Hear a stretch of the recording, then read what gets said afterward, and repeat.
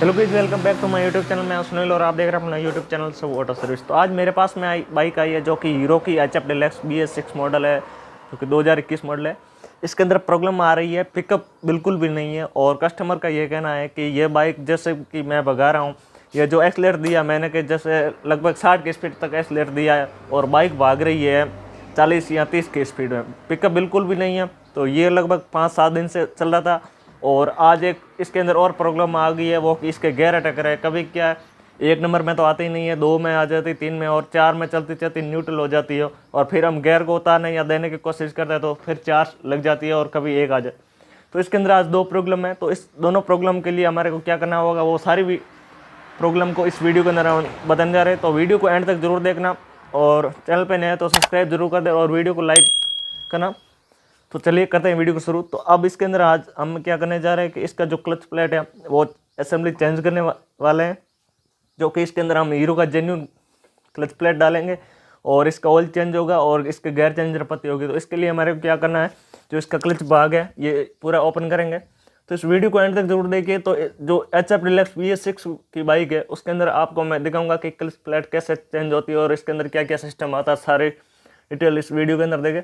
तो चलिए करते हैं वीडियो को शुरू। तो किक इस क्लच कवर को खोलने के लिए हमारे को क्या एक जो किक लगी हुई है इसको ओपन करना पड़ेगा। इसको ओपन करने के लिए आपको 10 नंबर की एक नट स्पानर की ज़रूरत पड़ेगी, ये हो जाएगा। और इसके बाद में हम इसके ऊपर सारे जो 8 नंबर के नट बोल्ट है उसकी मदद से हम क्लच कवर को निकाल लेते बाहर। तो जल्दी से हम इसको खोलते हैं। तो सबसे पहले हमारे को इसका क्या है, जो ऑयल का बोल्ट होता है वो खोलना है। और अब इस बाइक के अंदर देख लीजिए पूरा ऑयल भी नहीं निकला, काफ़ी कम है, लगभग आधा लीटर ऑयल है। और जो ऑयल की कंडीशन है वो काफ़ी ख़राब है और ऑयल के अंदर सुगंध भी आ रही है, जो कि क्लच प्लेट की सुगंध आती है इस टाइप से आ रही है। तो अब जल्दी से हम क्या करते हैं, इसका जो किक का 10 नंबर का नट है वो खोल देते हैं और फिर निकाल देते हैं किक को बाहर। तो ये किक ओपन हो चुकी है। अब हम जल्दी से इसका जो जितने भी 8 नंबर के नट है वो खोल देते हैं और इसके बाद में ये जो क्लच का कवर है इसको निकाल देते हैं बाहर।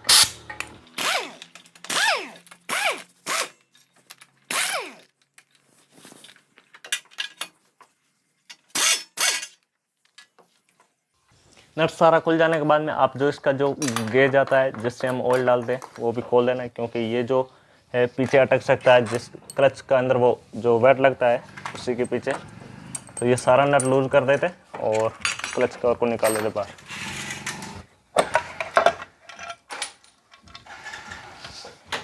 जो BS6 की बाइक आती है उसका जो क्लच कवर को खोलने के लिए आपको जो ये फुटरेस्ट का जो पेडल देख रहे हो उसको खोलने की ज़रूरत नहीं पड़ेगी, क्योंकि जो इसका सेटिंग किया हुआ है वो काफ़ी नीचे है। जैसे कि अब इससे जो पुरानी बाइक आती थी उसके लिए आपको इसको खोलने के लिए काफ़ी मकसद करनी पड़ती थी, क्योंकि इसको भी खोलना पड़ता था, ये नहीं खुलता तो साइलेंसर भी खोलना पड़ता था। इसके अंदर ऐसी प्रॉब्लम नहीं, ये एक अच्छा सिस्टम कर दिया कंपनी ने। तो अब जल्दी से हम इसका जो स्क्रू है चारों इसको खोल लेते हैं और इसके खोलने के लिए मैं इस वाला टूल का यूज़ करूँगा, क्योंकि काफ़ी सही है, ज़्यादातर ये जो चूड़ी है इसकी ख़त्म नहीं होगी। तो हम जल्दी से इसको भी खोल देते हैं। इस नट को खोलने के लिए आप क्या करें, ये जो इसके जो छोटे वाले मैंने पेचकस है उसको लगा दिया है और थोड़ा बहुत हथौड़ा मारेंगे तो ये लूज हो जाएगी। इसके अंदर ज़्यादा ताकत नहीं है, परंतु जैसे ही हम जो स्क्रू ड्राइवर है उसकी मदद से खोलने के लिए कोशिश करेंगे तो हो सकता है ये स्लिप भी हो जाए।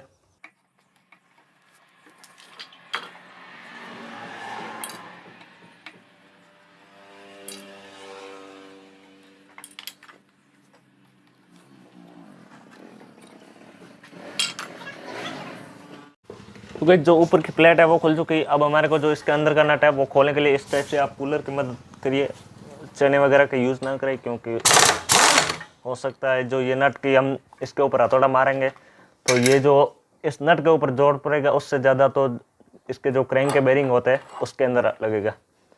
तो इसके अंदर भी काफ़ी एमरी वगैरह आई हुई है जो कि क्लच प्लेट की है, तो इसको भी हमारे को क्लीन करना है। और ये है इसका ऑयल पम्प, जो कि पहले से अभी काफ़ी चेंज कर दिया है कंपनी ने। अब हम खोल देते हैं जो क्लच प्लेट की नीचे की ऑयल वाली प्लेट होती है जिसके अंदर ऑयल रहता है, उसको निकाल देते बाहर। अब हमारे को नट खोलना है जो क्लच प्लेट के ऊपर एक प्लेट लगती है उसके तो 10 नंबर के नट है वो ऑपोजिट बाय ऑपोजिट खोले, एक नट पूरा ना खोले, एक नट अगर पूरा खोलोगे तो ये जो प्लेट आपको दिख रही है ये टूट भी सकती है।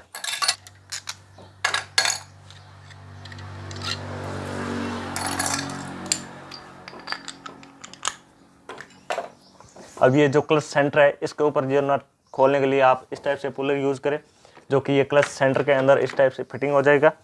और इसका जो ये पुलर आता है ये छोटे वाले साइड में लग जाएगा इसके अंदर, और ये जो बड़े वाला शेप दिख रहा है वो लगेगा वेट की साइड में।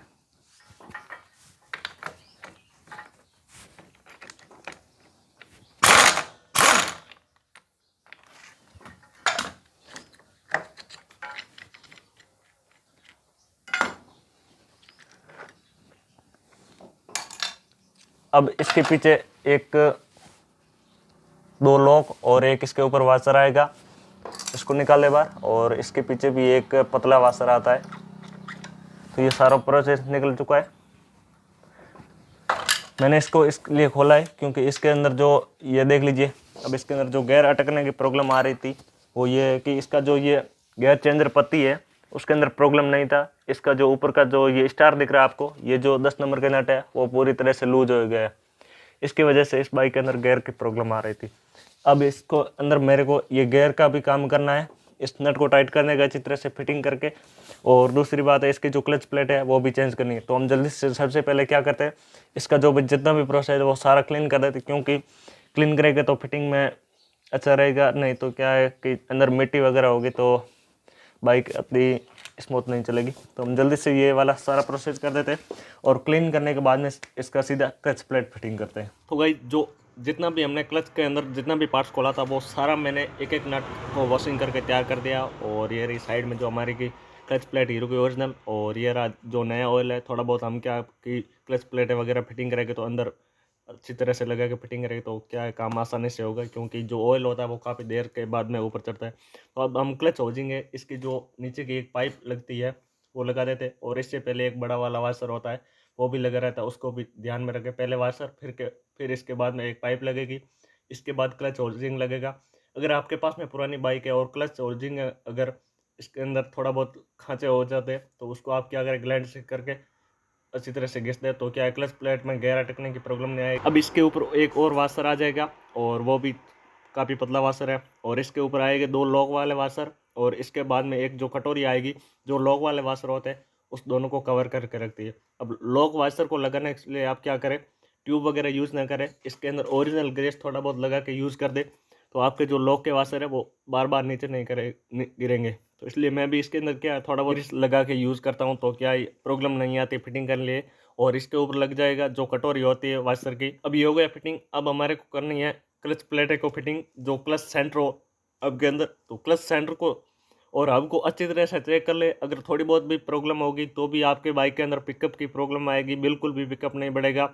और ध्यान रखें कि क्लच प्लेट यूज़ आप ओरिजिनल यूज़ करें, जो कि हीरो की बाइक है तो हीरो की करें, और बजाज की हो तो आपके पास में बजाज की करें, क्योंकि ये इंजन का पार्ट्स है बार बार खुलता नहीं है। अगर आप लोकल डालोगे ज़्यादा कुछ पैसा बचने वाला नहीं है, 100 रुपये या 150 रुपये बचेंगे, परंतु लोकल यूज़ नहीं करें। अब इसके अंदर कम मिलेगा, परंतु आप दूसरे जो प्लास्टिक पार्ट आप जो बॉडी के अंदर यूज़ करते हो उसके अंदर आप कमा सकते हो, परंतु इस जो इंजन के पार्ट्स होते हैं वो आप जेन्यून नहीं लगाए।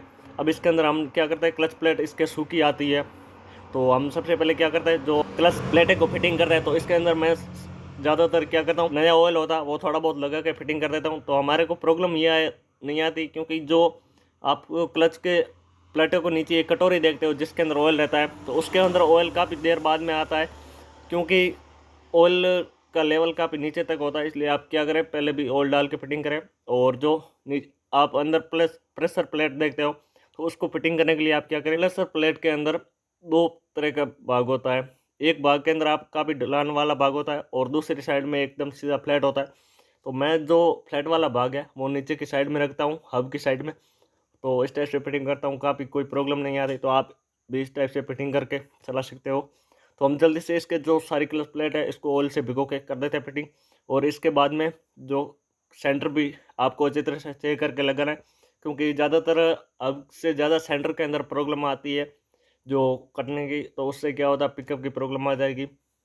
तो हम जल्दी से इसको कर देते हैं फिटिंग, और इसके बाद में आगे का प्रोसेस दिखाते हैं। ऑयल वगैरह कर देते हैं। तो क्लच सेंटर हमने फिटिंग कर दिया है, और अब इसके बाद में हमारे क्या करना है, जो क्लच प्लेटें होती है उसका डायग्राम चेंज करना है, क्योंकि 3 क्लच प्लेट एक साइड होती है और एक क्लच प्लेट है एक साइड होती है। जो कि हीरो की ओल्ड मॉडल स्प्लेंडर आती है, हीरो होंडा की, उसके अंदर जो आपकी क्लच प्लेट है उसको एक समान रख के आप फिटिंग कर सकते हो। तो इसके अंदर हमने अच्छी तरह से बिठा दिया। अब इसके ऊपर एक लगेगा वाशर और एक लगेगा इसका नट, जो कि जो क्लच वेट का होता है उससे थोड़ा छोटा नट होता है। तो इसको हम कर देते हैं अच्छी तरह से टाइट। टाइट करने के लिए मैंने आपको पहले ही बताया, खोलते समय जैसे ही पुलर हम यूज़ करते थे, खोलने के लिए कैंची के ऊपर रखते थे, स्विंग आर्म के ऊपर। तो अब फिटिंग करने के लिए हम आगे जो क्रैंक की रॉड होती है इसके ऊपर भी रख के फिटिंग कर सकते हैं, इससे कोई प्रॉब्लम नहीं है। तो आप ज़्यादातर क्या करें, चने हथौड़े का यूज़ मत करें, क्योंकि हो सकता है जो गेयर बॉक्स के बेरिंग होते हैं वो डैमेज होते हैं। तो इसलिए आप क्या करें, आपके पास में अगर सिलेंडर नहीं है तो भी चलेगा, उसके अंदर आप क्या करें, जो आपको आगे का टूल होता है इसी को यूज़ करना है। तो नट कम्प्लीटली टाइट हो गया। अब हमारे को जो क्लच सेंटर होता है उसके ऊपर स्प्रिंग लगती है 4, तो इसको अच्छी तरह से चेक ले। इसके अंदर चेक तो कुछ नहीं, क्योंकि नई स्प्रिंग होती है तो कुछ प्रॉब्लम आती नहीं है। अब इसके ऊपर लगेगी स्प्रिंग लगा के प्लेट लगाते हैं। तो प्लेट के 4 नट लगेंगे जो कि 10 नंबर के होते हैं, और उसको अच्छी तरह से टाइट कर दें, वो भी ऑपोजिट बाई ऑपोजिट। अगर आप एक नट को पहले टाइट कर दोगे तो हो सकता है ये प्लेट एल्यूमिनियम की होती है, वो टूट भी सकती है। तो इसलिए आप क्या करें, थोड़ा थोड़ा आप चारों नट को एक बार टाइट कर दें, और फिर आप कोई भी नट को ज़्यादा टाइट करोगे तो भी चलेगा। पहले जब टाइट करो तो बरोबर टाइट करना है। तो हम जल्दी से कर देते हैं इसको भी टाइट, और इसके बाद आगे जो प्रोसेस है वो आपको दिखाते हैं। जो नट है वो कम्प्लीटली टाइट हो चुका है, और अब जो प्लेट है इसके ऊपर हमारे को लगाना है इसका बेरिंग। तो बेरिंग को अच्छी तरह से चेक कर ले। ये तो बाइक नई है, अगर आपके पास में पुरानी हो तो बेरिंग के अंदर हो सकता है चाल भी हो सकती है। तो उससे क्या होगा, जैसे कि आप जितना क्लच दबाओगे तो उतना क्लच दबेगा नहीं, उसके अंदर थोड़ी वाइब्रेट की प्रॉब्लम आएगी।